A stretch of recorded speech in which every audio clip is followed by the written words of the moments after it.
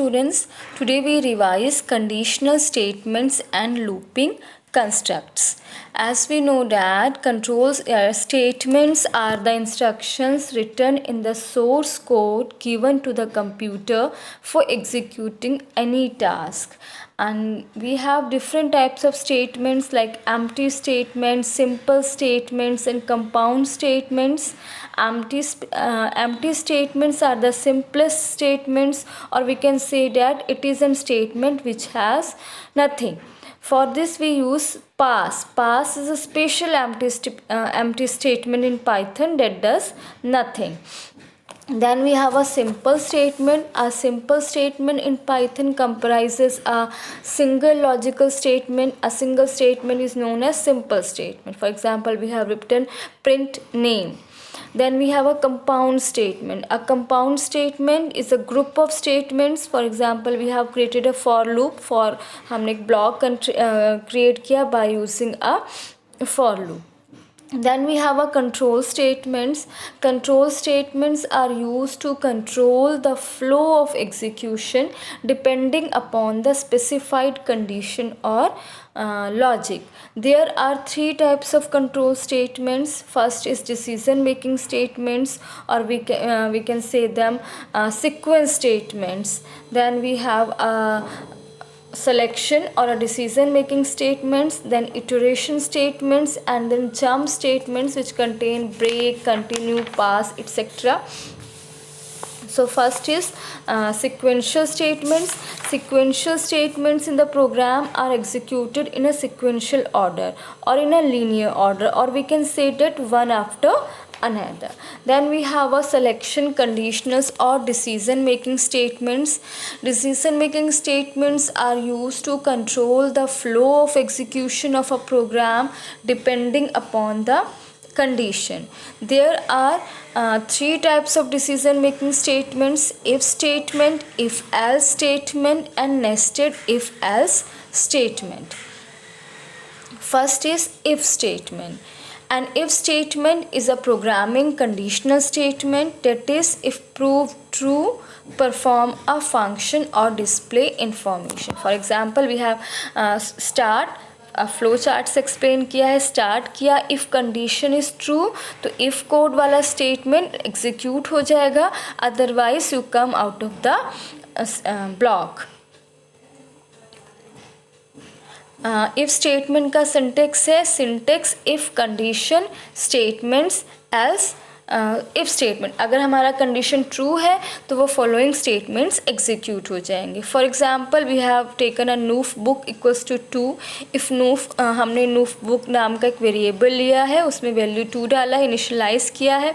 If noof books equals to 2, print you have 2 books. Print outside of if statement.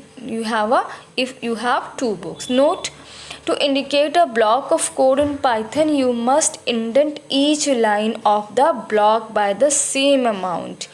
In above example, both print statements are part of if condition because of both are at the same level indented, but not the third print statement because it is outside the if loop. तो ये दो print जो है हमारे if block के अंदर है, तो इनको हमने सेम प्लेस पे इंडेंट किया है.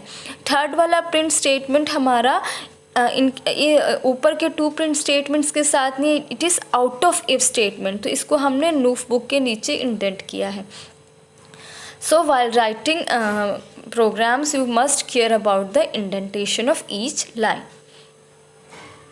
Now if else statement, for example, if statement है, if हमने एक a नाम का वेरिएबल ले लिया, सपोज हमने इस a नाम के वेरिएबल में वैल्यू डाल दिया 10. Now if a is equals to 10, or we can say that a is equals to 10, print a. So this is the syntax of if statement. तो ये हमने इंडेंटेशन किया है, प्रिंट को हमने इफ के अंदर लिखा है.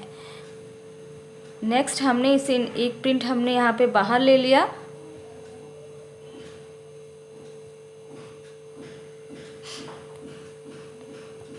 Print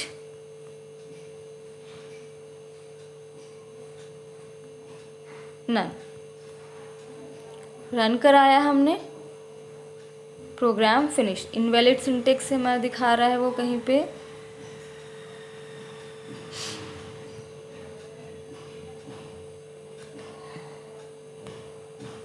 is equals to 10। यहाँ पे हमने सिंटेक्स फॉलो नहीं किया है, हमने कोलन नहीं लगाया। नाउ 10, तो उसने हमें 10 प्रिंट करा दिया नन। अगर हम यहाँ पे लेते हैं, हमने यहाँ ले लिया if A is equals to 11 we are, तो वो हमें सिर्फ नन प्रिंट करा रहा है। तो इफ स्टेटमेंट क्या कर रहा है कि अगर हमारा कंडीशन ट्रू है तो प्रिंट के अंदर जो स्टेटमेंट है उसको एग्जीक्यूट करा देगा, otherwise it gives nothing. Same as it is हमारा इफ़ एल्स है। इफ़ एल्स में हमने लिखा, सपोज हमने ए इज इक्वल्स टू 11 लिया। If A is equals to 10 print A else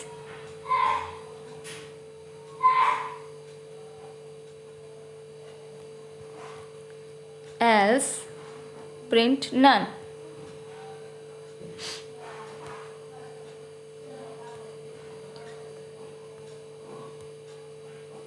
तो उसने प्रिंट कर दिया none because condition is false है।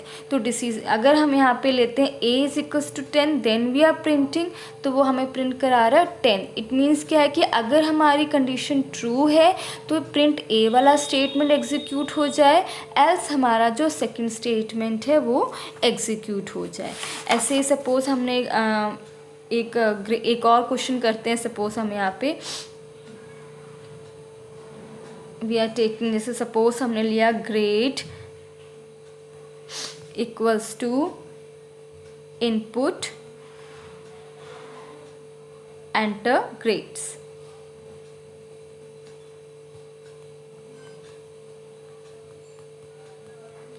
enter grades। now if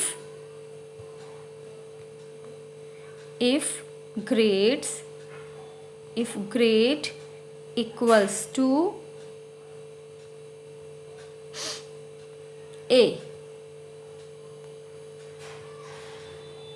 print welcome।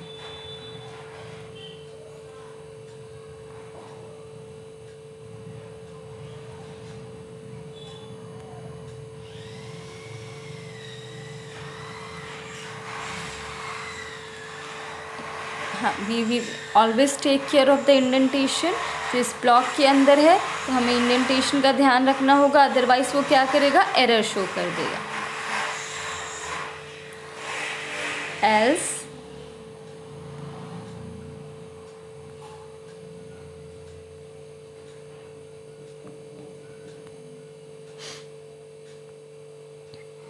Print none. Enter grade, हमने ग्रेड एंटर किया, सपोज हमने बी कर दिया enter, none.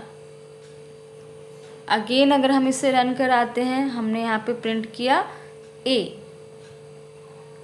It gives none. Again it is giving none क्योंकि हमारा क्या है, प्रिंट अगर ग्रेड इक्वल्स टू ए है देन इट गिव्स वेल, तो वो हमें वेलकम प्रिंट करा रहा है, अदरवाइज वो हमें प्रिंट करा दे नन। हाँ, और सपोज हमने अगेन इसे रन कराया, हमने यहाँ पे एंटर किया grade A, again it is giving none.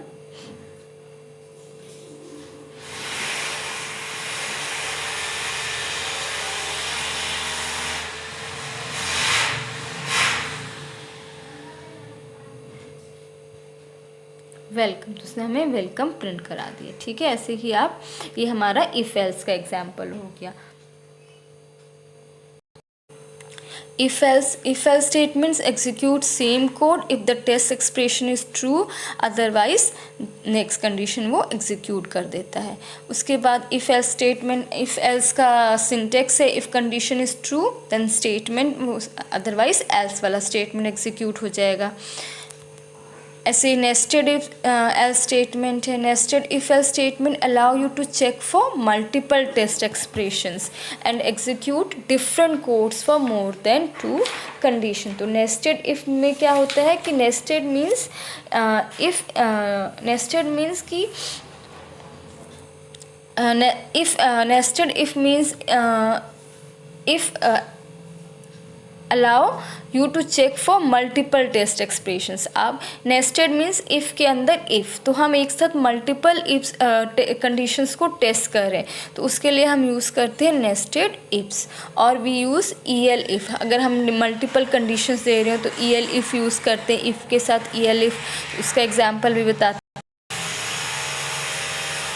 हमें मल्टीपल इफ़ कंडीशन या नेस्टेड इफ़ यूज़ करना है. तो सपोज़ हमने यहाँ पे लिया, हमने सपोज़ सैलरी ले लिया. एक सैलरी नाम का वेरिएबल है हमारा. Int as we know that कि जब हम इनपुट यूज़ करते तो इनपुट हमेशा स्ट्रिंग में वैल्यू लेता है, लेकिन अगर हमें इंटीजर या फ्लोट वैल्यू लेनी है तो हमें उसके साथ इंट यूज़ करना पड़ेगा या फ्लोट यूज़ करना पड़ेगा. Enter salary. हमने सैलरी एंटर कर दी. आफ्टर डेट इफ सैलरी, अब हम नेस्टेड इफ यूज़ करेंगे. नेस्टेड इफ के साथ कंडीशंस यूज़ करेंगे. If salary is less than equals to, if salary is less than equals to 50,000, suppose हमने ले लिया यहाँ पे 50,000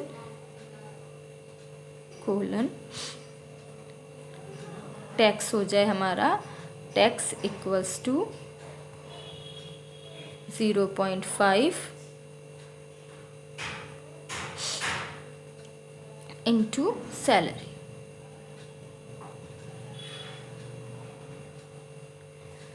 एक और हम कंडीशन ले रहे हैं यहाँ पे, तो ELIF हमने यूज़ कर दिया. ELIF इफ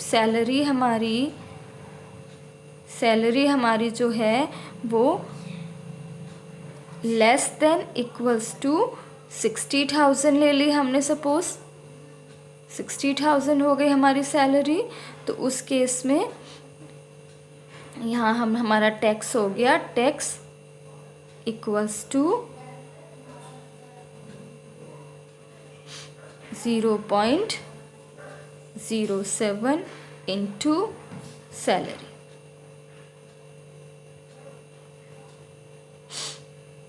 एल्स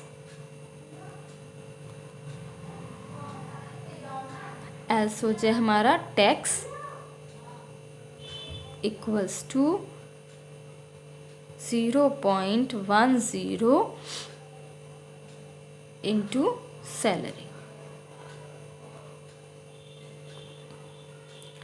और यहाँ पे हमने प्रिंट करा दिया. Print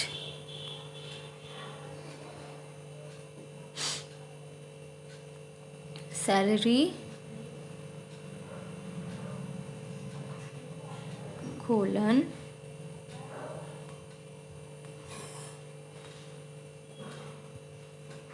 comma salary